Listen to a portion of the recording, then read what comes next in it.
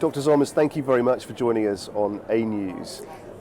Thanks for having us. I'd like to ask about the work you do. Often the work that you're involved in, it deals with areas where there is conflict, where people live in remote conditions, hard to reach areas, and a lot of that work can be very, very difficult, made worse obviously by the impact of climate change. But there's also innovation happening in that space too, isn't there? Mm-hmm.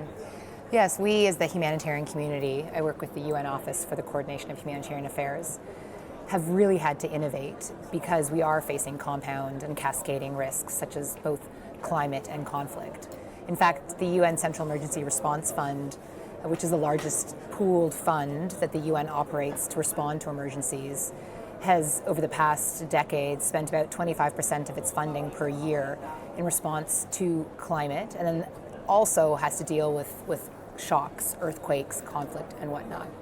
So we've been trying to think, how can we both use the money better, but also reach communities before some of these shocks?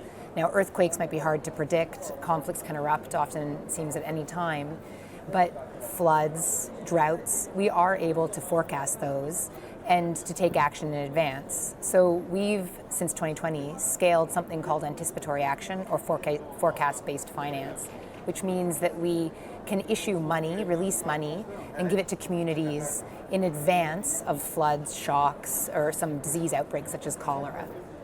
It must be very difficult to do to gauge the precise amount of materials and the extent to which teams need to remain poised to act versus trusting the forecast. It must be a very careful situation to try and calibrate. Yeah, we are now currently working in about 17 countries where we've developed these frameworks.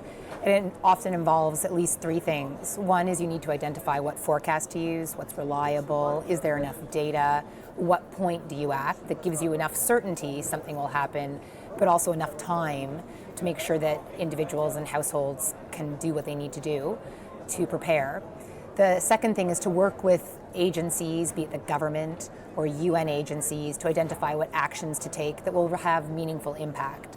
So for example, you could give drought-resistant seeds to farmers in advance of a drought. If it's a hurricane, you need to make sure that you can secure your belongings, evacuate. You know, what can you do in that limited period of time to really help save lives and livelihoods? And then the third thing, obviously, is make sure that we have an agreement to get that finance to the people that need it. So that often involves pre-registering people, making sure if you're going to give them mobile cash to their phone, that you have their phone numbers, that you know the agency that's going to do that or what government you're going to work with to do that.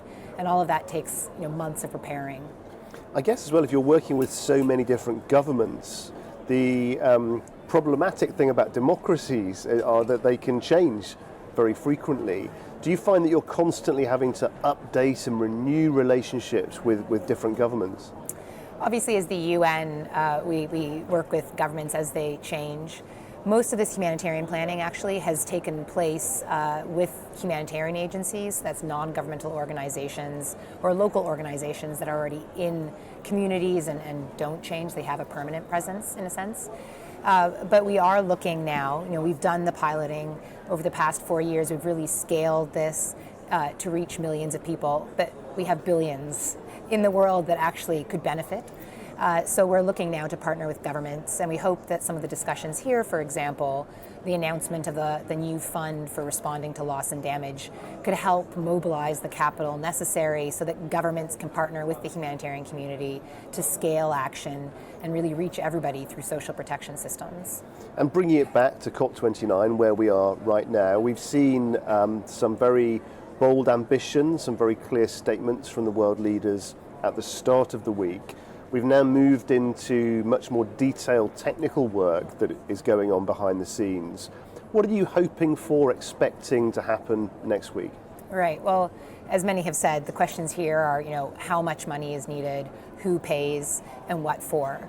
So obviously we're eager to make sure that the most vulnerable communities, those are communities that are dealing with conflict and climate change, can access this finance, and that doesn't just go to communities that kind of middle income, stable environments.